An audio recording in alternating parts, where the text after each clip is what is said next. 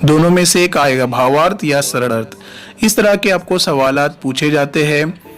आपको एक नज़म के अंदर 4 नंबर के लिए नज़म पूछी जाएंगी और 4 नंबर के अंदर आपको 2 नंबर की कृति पूछी जाएंगी और 2 नंबर के लिए भावार्थ पूछा जाएगा और ये भावार्थ दोनों नज़मों में आएगा, इसलिए आप भावार्थ की अच्छे से प्रैक्टिस करें। तो शुरू करते हैं। पहला बंद है, जे का रंजले गांजले त्यासी म्हणे जो आपुले तोची साधू ओळखावा देव तेथेची जानावा। ये बंद है।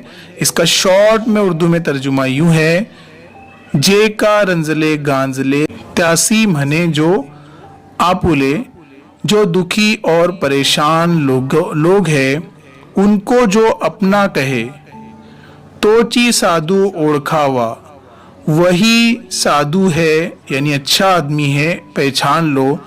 देव तिथेची जानावा, खुदा भी वही है, आप ये जान लो। ये शॉर्ट में उसका तर्जुमा हुआ है। अब इस बंद का हम मराठी में भावार्थ लिखेंगे। कैसे शुरू करेंगे?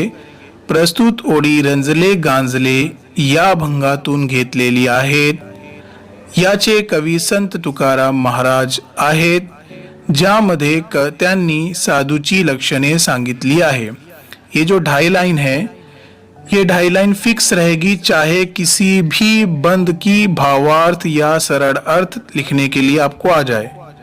इसका मतलब ये होता है कि दी गई लाइनें रंजले गांजले इस नज़म में से ली गई है, जिसके कवि संत तुकाराम महाराज है, जिन्होंने इसमें साधु की लक्षणें यानी निशानियां बताई है।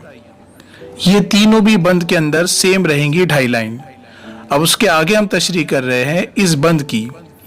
जो व्यक्ती रंजल्या गांजल्यांना आपले समजतो आणि त्यांची मदत करतो तोच खरा साधू असतो आणि अशाच साधूच्या हृदयात परमेश्वर वास करतो।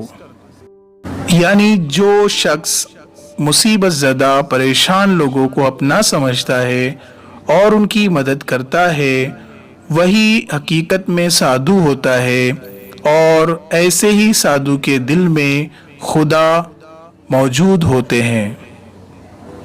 ये इसका भावार्थ हुआ।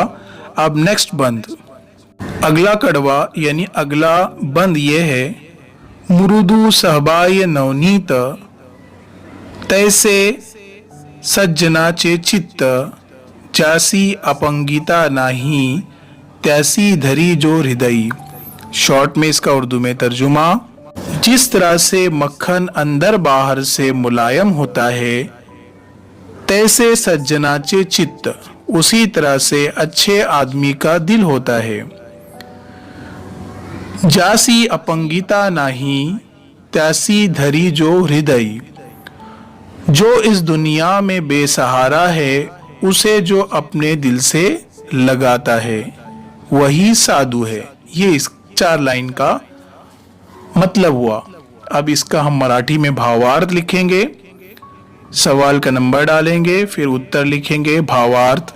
देखो ये 2.5 लाइन फिर से मैं रिपीट कर रहा हूं। मैंने कहा था कि इस अभंग में से किसी भी ओडी लाइन का सरल अर्थ पूछा जाए, ये 2.5 लाइन सेम रहेंगी।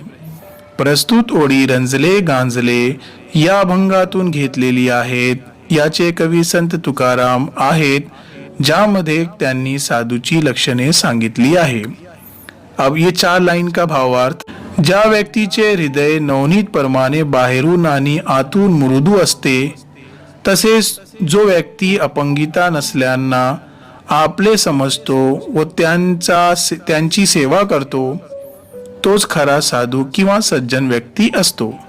यानी जो शख्स दिल में मक्खन की तरह होता है अंदर और बाहर से, और वो उसी तरह से दिखता है, बेसहारा लोगों को अपना समझता है, उनकी सेवा खिदमत करता है, वही सच में साधु होता है, अच्छा आदमी होता है। आखिरी बंद इस अभंग यानी कविता का, दया करने जे पुत्रासी तोची दासा आणि दासी, तुका म्हणे सांगू किती तोची भगवंताची मूर्ति। इसका शॉर्ट में उर्दू में तर्जुमा ऐसे रहेगा, दया करने जे पुत्रासी तेची दासा आनी दासी। जैसे मोहब्बत अपने बच्चों से करता है वैसे ही मोहब्बत अपने खादिम या खादिमा या गुलामों से करता है। दासा और दासी का मतलब होता है गुलाम, खादिमा खादिम। तुका म्हणे सांगू किती तोची भगवंताची मूर्ति।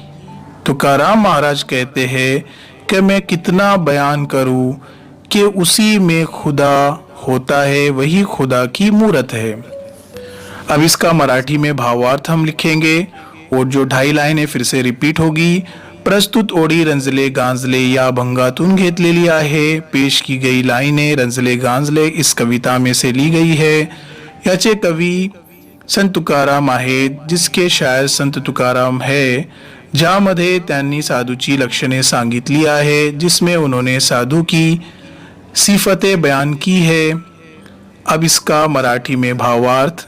प्रस्तुत ओळीमध्ये कवी सांगतात की जो व्यक्ती त्याच्या दास आणि दासींवर पुत्रांप्रमाणे त्या व दया व प्रेम करतो तोच खरा साधू असतो आणि त्याच्या हृदयात भगवान वास करतो, तोच परमेश्वराची मूर्ति असते। यानी पेश की गई लाइन में शायर कहना चाहता है कि जो शख्स अपने गुलामों, खादम और खादिमा के साथ अपने बच्चों की तरह ही रहम और प्यार करता है वही सच्चा साधु होता है और उसके दिल में भगवान यानी खुदा रहते हैं, वही खुदा की मूरत होती है। प्यारे बच्चों, भावार्थ को अच्छी तरह से लिख लो, समझ लो और याद कर लो। इंशाअल्लाह ये 2 नज़मों में से एक नज़म यानी अभंग पूछा ही जाता है।